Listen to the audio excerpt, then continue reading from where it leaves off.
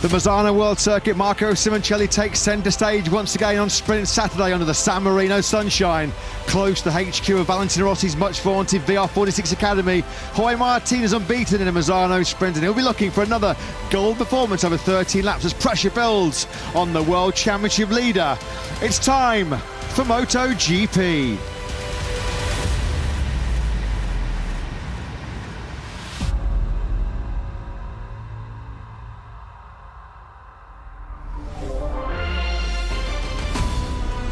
So 2 weeks after the San Marino Grand Prix, we're back at the Misano World Circuit. Marco Simoncelli for the Grand Prix of Emilia-Romagna. 4.226 kilometres, 2.626 miles is this Misano World Circuit. Marco Simoncelli, 16 corners, 10 of them right, 6 of them left. In the slightly cooler conditions so far this weekend, generating temperature in the left-hand side of those front tyres has been a bit of an issue so far this weekend. The first of those 10 rights leads us into the sector 1, the hard braking into turn 1, flip-flop aggressive change direction through turns 2 and 3, hard braking once again into turn 8, likewise into turn 9, good overtaking hot spot there, and the final sector, the tight turn 14, followed by the two lefts of 15 and 16. 1, 8, 9 and 10, the toughest sections in terms of braking zones here in Misano, and turns 7, 11 and 12 is where you've got to be careful to manage those tyres. Plenty of the overtaking hotspots here in Misano. Turns 1 and 2, turns 4 and 5, and this was just 2 weeks ago in that flag-to-flag Grand Prix. Jack Miller on the inside of Alex Marquez into turn 8.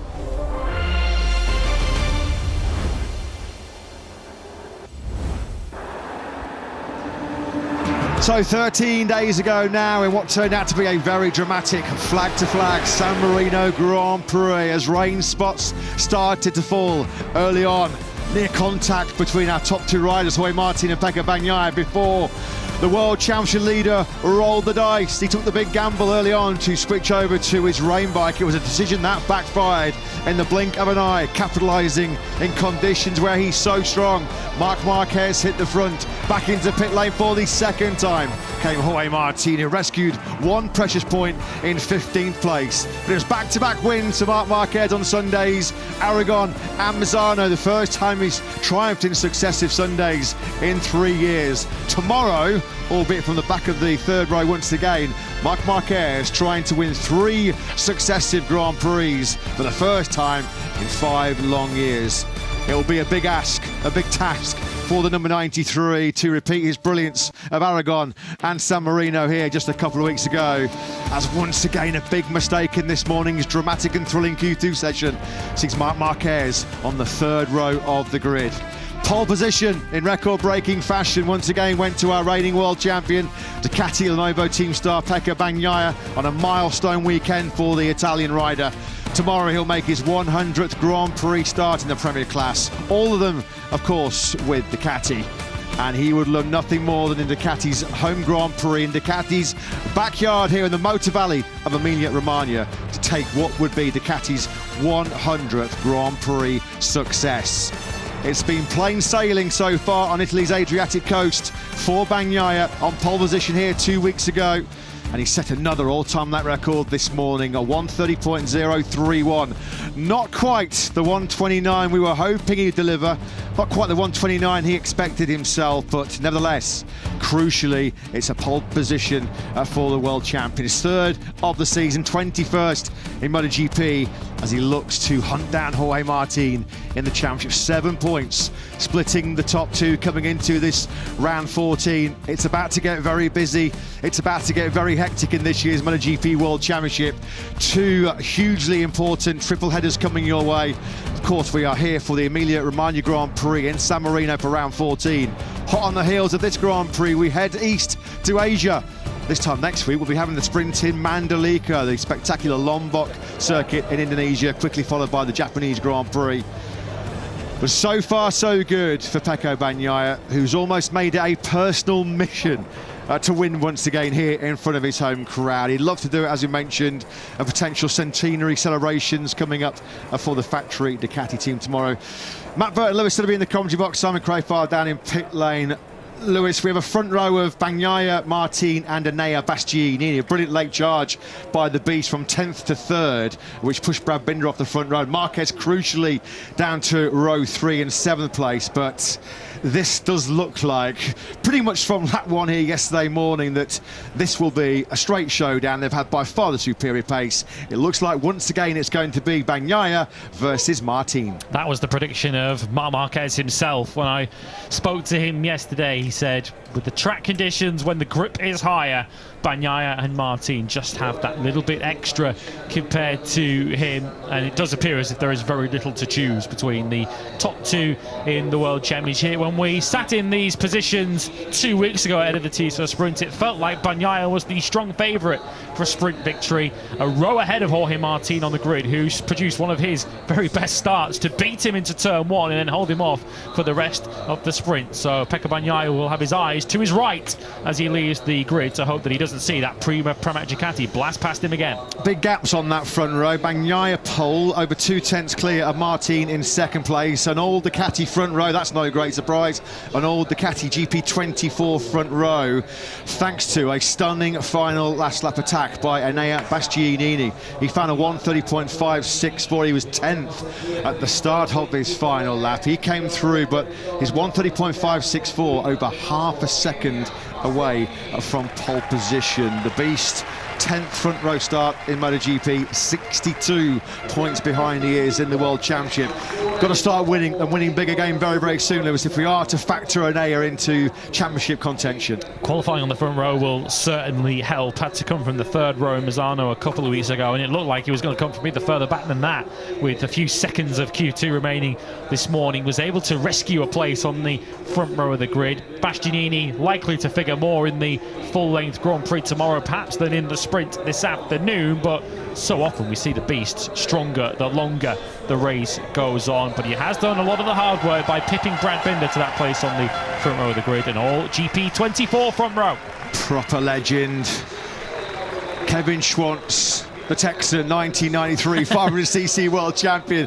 A bit of a pre-sprint banter there from Brad Binder. Great to see Revin Kevin on site, of course, for this Misano Grand Prix. He was such close friends, still is close friends, and closely connected to the Simoncelli family. So great to see Kevin soaking up the pre-sprint atmosphere. Well, it was the Beast late charge which denied Brad Binder a very rare front row start in the MotoGP World Championship. We thought Binder's 1:30.636 was enough. Good Saturday for Binder. He was through Q1 as the fastest rider, and then for a large part of that session on the front row. Equal best qualifying of the year, the 4th time this season he starts in 4th place. Keep an eye on the hard-charging South African from that row 2. And on row 3 we find Fabio Quartararo. Just the 3rd time this season he's been on the front 3 rows of the grid, riding superbly. If you ever needed a reminder of the pure raw talent of Fabio Quartararo, we've seen it on both of these Misano Grand Prix weekends. Of course, was in that big pack that were climbing all over Pecco Bagnaia a couple of weeks ago when it started to rain. No danger of that today with beautiful blue skies up above us, but Fabio Quartararo on the sole Yamaha competing in the remainder of this weekend after the withdrawal due to illness for Alex Rins is certainly putting that Yamaha in places that it hasn't been for quite some time. As you saw there, we're a stone's throw away from Italy's Adriatic coast, a holiday hotspot nearby Rimini, Riccione and Cattolica. It's all gone swimmingly so far for Pecco Bagnaia. Keep an eye on Pedro Acosta once again, just as he did in the San Marino Grand Prix 2 weeks ago. Finds himself starting from 5th place on the grid. He was rapid, he was fastest in this morning's FP2 session, was Pedro Acosta, and had it not been for that early contact in that flag-to-flag race with Frankie Morbidelli, and then running wide coming through turn 13, dirty tyres and then crashing, you expected a lot more in that San Marino Grand Prix from Acosta. Keep a close eye on him because he'll be all out attack from the middle of that second row. Well, let's get our thoughts pre-sprint from the boss. 13 laps coming up for Pedro Acosta and his teammate Augusto Fernandez. Hervé Poncharal joins Simon on the grid. Good afternoon, gentlemen. Yeah, good afternoon. Hervé, I had to come and see you nice and early on the grid because I've been super impressed with your rookie Pedro Acosta this weekend. Every session he heads out, he's bang, does the lap time. Wondering what you think of him and his chances in the sprint. You know, this is the first race where he is going to start the race having done a Grand Prix with a MotoGP bike before. So he feels not a rookie anymore, only for that Misano to race. For sure, the fact to have raced here 2 weeks ago, the fact to have tested following the race helped him a lot. But also, you know, we know how motivated Pedro is, how badly he wants to be in front. That It could go either way. yeah, I don't want to say I'm not impressed anymore, but almost, because from the beginning of the year, you know, every single lap he's doing, it's 100%, 100, sometimes 110, as you said. And okay, he's second row, P5, but he's got great ambition. We could see that race 1. I think it was too hot, too early, but this is Pedro. So he's not starting the race to finish P5, P6, which I would be very happy with, but he started the race to be... Fantastic, Hervé, and good luck with that. Thank you, and all of you keep your fingers crossed for him to see the checkered flag. We've got everything crossed in the commentary box here, Hervé. Don't worry, we're hoping that Pedro Acosta will see the checkered flag at the end of this 13-lap sprint. If you're an indication of just how hungry Pedro Acosta is to succeed in MotoGP, how much he wants to show he's got the talent to match the likes of your Bagnaiyas, your Martins and your Marquezes, just watch his face at the end of this morning's Q2. He's qualified middle of the second row in 5th place. He looked like somebody ran over his foot with a truck. He did not look happy at all. He is one hungry rider. He's a rider in a hurry. He's not happy to wait around for KTM to deliver an RC16 that's going to be competitive every week. He wants it now. He wanted it yesterday, didn't he, Pedro Acosta? He goes from 5th place on the grid. As we mentioned, then a big weekend coming for Ducati. They could win the Constructor Prize once again in the Grand Prix here tomorrow. It's been a brilliant weekend so far for the world champion, back to full fitness after his Aragon injury woes. Some lap this morning to take pole position. Well, in fact, the two factory Ducati riders, of course, slotted alongside each other on that front row of the grid. Let's get some pre-sprint thoughts from the boss, Davide Tardozzi. Davide, Pecco looks fantastic. He looks like I expected him to look at the last race at Misano. I really would like your thoughts on what you think is going to happen in the sprint. Yeah, luckily this time is 100% on the health side, so I think that he has more chance to win, while I really think that Jorge Martin will be very, very, very tough to beat. Anyway, it will be a very nice race, and Enea will be there. So those three guys on the first row will give us an incredible show. Thank you, Davide. Thank you. Yeah, let's hope it is an incredible show then coming up. 13 laps, we remind you, in this Tissot sprint this afternoon. 27 laps will be the full race distance tomorrow. Clear blue skies and clear road ahead of the world champion, Pecco Bagnaia, firing away from pole position. It was a pretty comfortable qualifying session for him this morning, over 2/10 clear of Jorge Martin. He will be wary, though, of the blistering start that Martin made in the sprint here 2 weeks ago. The start of the season in many respects, wasn't it, from the Martinator, who will need, you feel, to repeat that. He has to somehow find a way to get ahead of Bagnaia early on. Otherwise, it could be a start-to-finish romp here for the world champion. Well, we saw in Misano a couple of weeks ago in the sprint, once Martin got ahead of Bagnaia, he was able to keep the world champion at arm's length.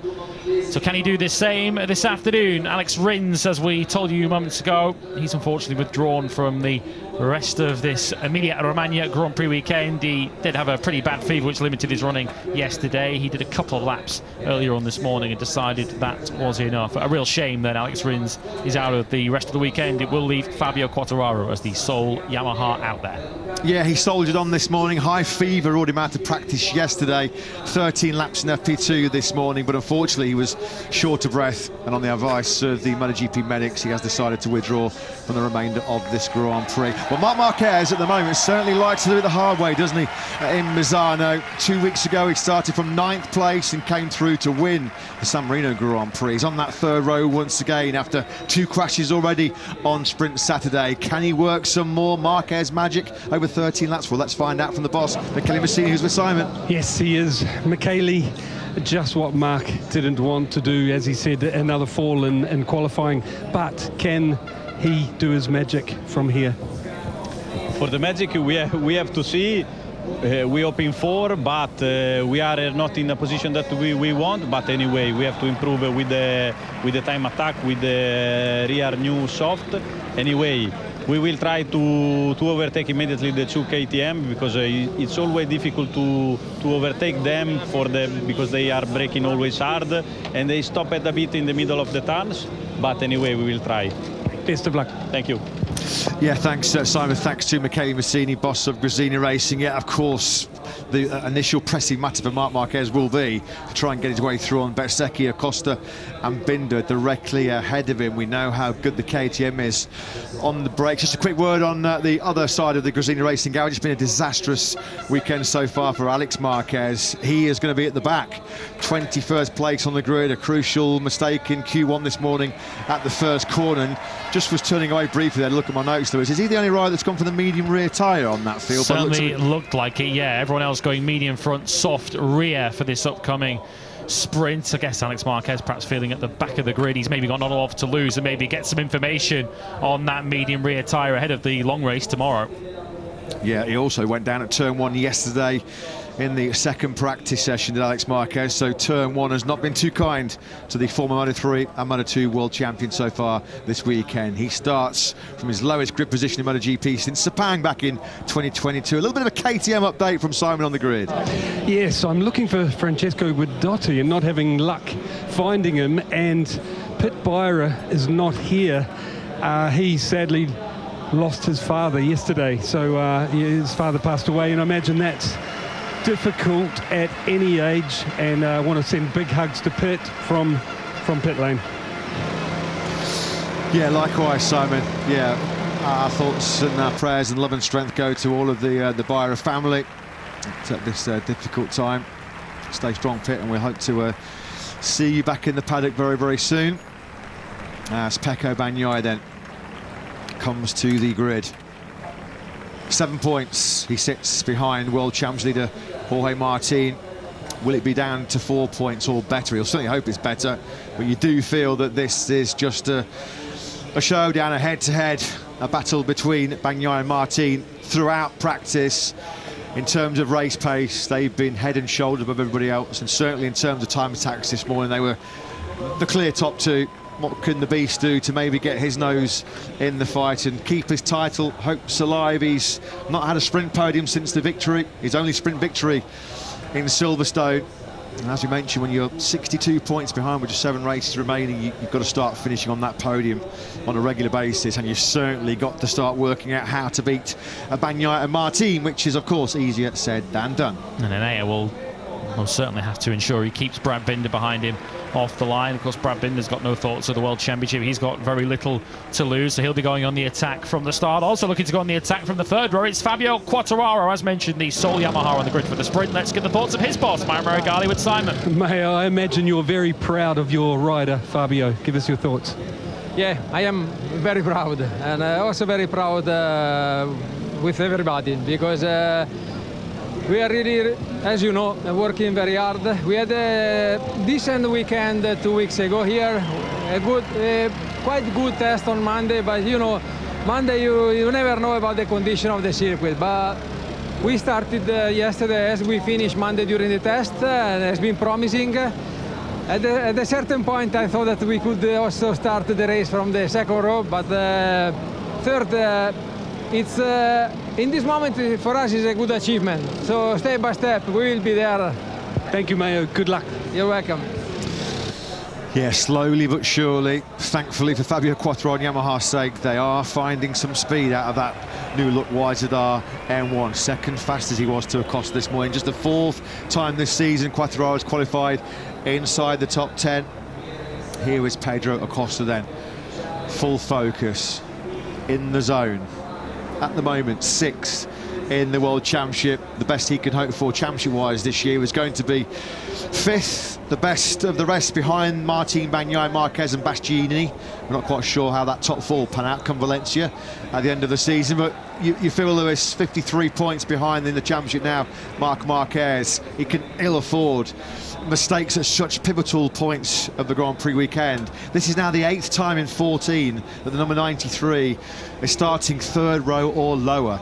you can almost put your mortgage on Bagnaia or Martin or both of them starting on that front row. So it's Saturday mornings in qualifying sessions where Mark's really got to get his house in order. Yeah, I'm trying to rack my brains for the last time Pecco Bagnaia crashed in a Q2 session. Of course, Jorge Martin did a week ago, but still qualified on the second row. Marc Marquez is not in a position where he has the same equipment, of course. He's on the GP23 versus the GP24 of his chief title rivals, so he needs to get all those little 1% correct. He needs to make sure he's starting with them rather than playing catch-up, because we've seen time and time again this season Marc Marquez with good race pace, once he has empty tarmac ahead of him. The problem for Marc is he might not have much empty tarmac ahead of him this afternoon. Without question, he is going to have to be aggressive on this first lap, because we know those KTMs are very difficult to pass. He spent most of the sprint stuck behind them 2 weeks ago. Third time this season Marquez has qualified in 7th place.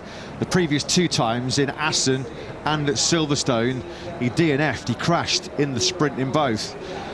Let's hoping for Marquez's sake that he doesn't complete the unwanted hat-trick. Frankie Morbidelli, a little bit more work to do, well, quite a lot more work to do than it was 2 weeks ago when he qualified on the front row of the grid and then took his first sprint podium. What a Saturday it was here 2 weeks ago for the Prima Ducati rider. Morbidelli, though, has slipped down to row 4. He heads that 4th row in 10th place. A 1:30.932 was Frankie's best work this morning. A very respectable lap time, but it was almost a full second behind Bagnaia's brilliant pole lap. Yeah, he's another rider who's going to have unwanted traffic ahead of him on the grid this afternoon. Well, Pecco Bagnaia looking to try and get even after what happened a couple of weeks ago. Beaten in the sprint, in the end, I guess settled for a second place in the end in the race, having seen what he'd seen earlier on with Jorge Martin making that erroneous bike change. But Pecco Bagnaia badly wants a home victory. 2 victories, of course, in the past here. Of course, was not fully fit when he arrived here last year, nor arguably 2 weeks ago either, and had to settle for that pair of second places. Of course, the World Championship lead is Pecco Bagnaia's priority, but he wants to give his home fans and Ducati victory this afternoon. Last year, 2 third places for Bagnaia. 2 weeks ago, 2 second places for Bagnaia. And now he wants that sequence to carry on. 3, 2, 1. Can he make it a double victory?